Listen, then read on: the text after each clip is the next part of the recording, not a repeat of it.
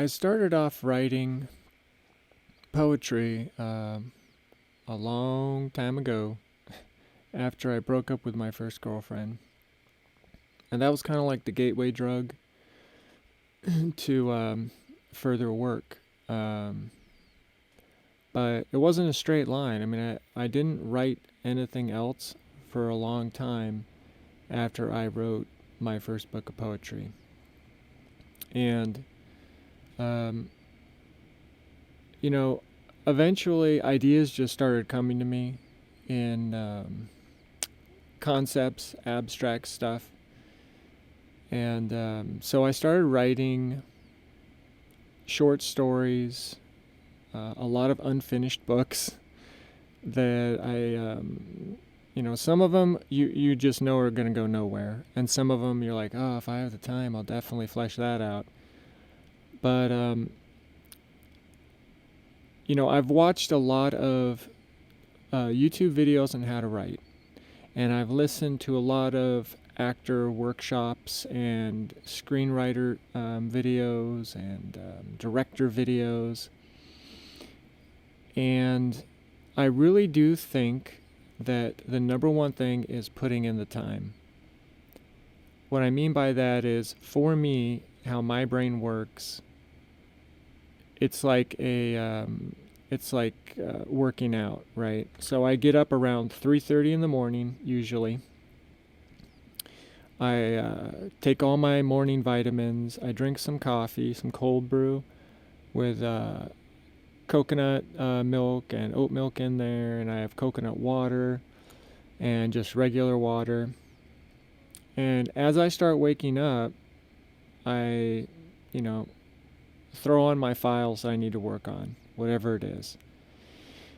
And I just get to it. Now, what I found is that sometimes you will not feel like writing. It will be the last thing on earth that you want to do, and sometimes it will be the last thing on earth that you can do because you are uninspired. Well, they say write anyways, right? So I do that. I have multiple projects going at once. And I was working on the first book, Singularity Splitting, The Maw of the Tribes.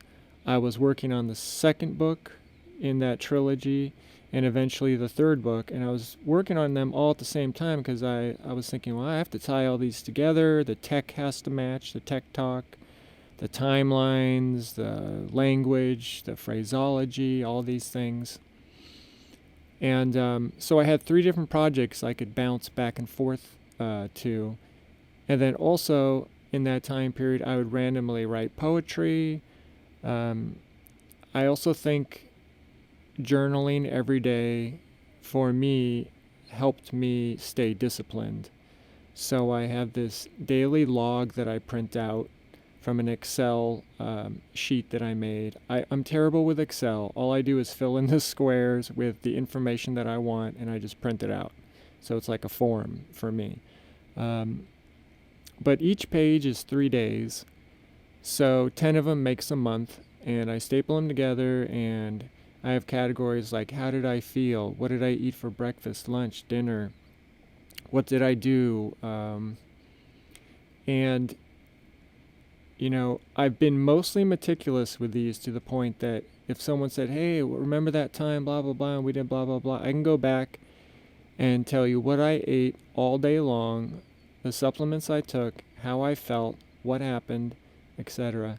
And it sounds a little extreme, but, when you get to a point in your life, like I think I started doing this in 2010 or 11, but when you get to a point in your life where you're like, wow, where did the last 10 years go?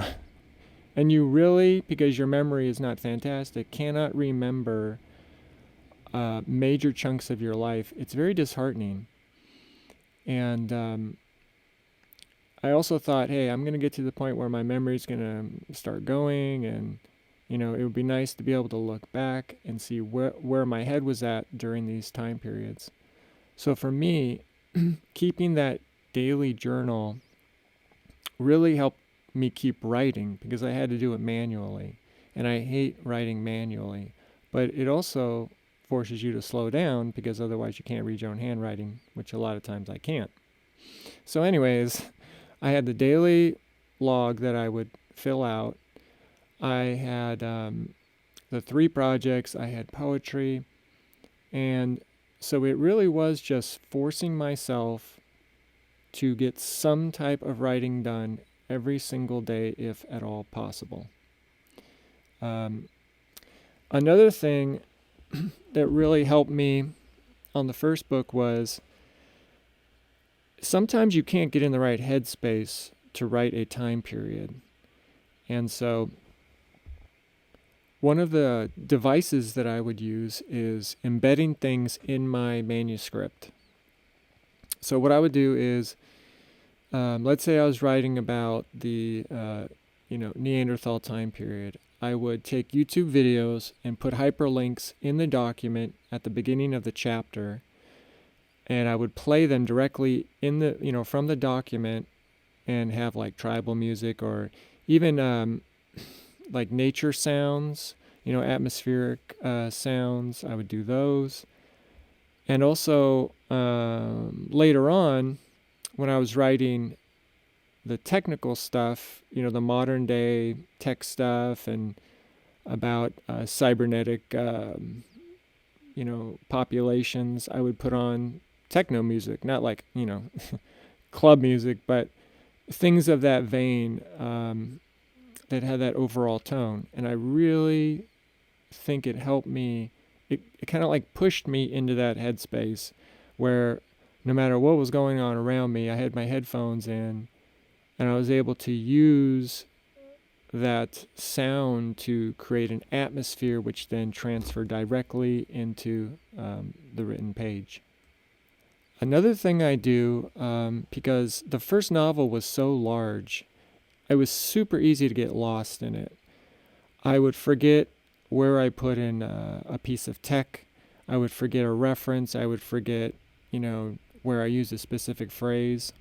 And so I started using what I call tags. So what I do is I put the letter D and then a backslash and then whatever I'm thinking about. So D stands for decide. So using that, you can use the search function in Word to find all those, monikers and work on them. Now I try to use a more extensive a lexicon that's attached to that. So if I forget what one of them is, I can just search, that family of terms and try to find it that way. So as a quick example, I would use D backslash clothing or D backslash hair or D backslash tech. Or if I said the word Bible, it would be a reference to the Bible on that specific character, like the definitive book about that character. And it's just a simple way of remembering that at that point in the script or the book, you need to solve something. You need to, but you can also use it to backtrack. So one of the things I say is D backslash match to earlier. And if I see that, it means everything previously I need to make sure lines up with whatever the current thing is as far as tech and phraseology. I also use highlighting and color filling to denote certain things when I'm writing. And this has kind of shifted over time, but basically blue is italics, any stretched words, any strange pronunciations that I want to highlight. Orange is the character Bibles. Gray is thoughts, internal thoughts or internal dialogue. Red and sometimes purple are first mentions of a word, because sometimes I'll be like, well, where did that phrase come from, or what's the genesis? And I have to make sure that it was used the first time at the right time in the book. Green is descriptions or names. So if I'm describing clothing, hair, how a person looks, I'll also highlight names because when you're going through, 400 or 500 pages, it can just all just blur together and become this like, white and black landscape that's kind of mind numbing. Yellow is my general editing color. It typically means that I need to fix something, or something is screwed up, or something is very, very important or critical to the plot. Another tool that's extremely helpful for me writing sci-fi, and probably writing anything at this point, is a rudimentary, what I call a visual timeline. So I'll just create a blank Excel document, and I create these, vertical columns. And in the columns are, the first thing is the chapter, and then, let's see here, then the location, the day that the event is happening, the page it's on, and then I recently added temp as temperature of the scene. There's a lot going on, hot, cold. And then under that I have players, but I have filled that in past documents, but I'm not sure if I'm going to keep using that.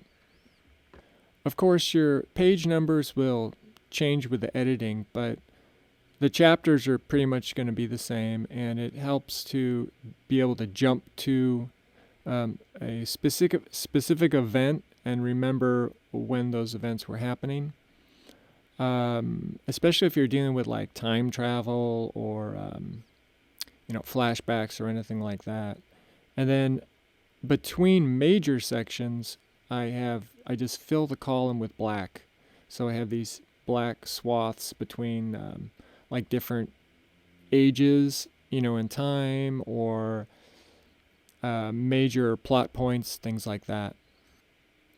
And then the midway point is very wide and magenta colored, so I don't miss it. I'm almost to the midway point on the rewrite of my second book, and so I just have to remember that that's going to be a major like punch up in the book.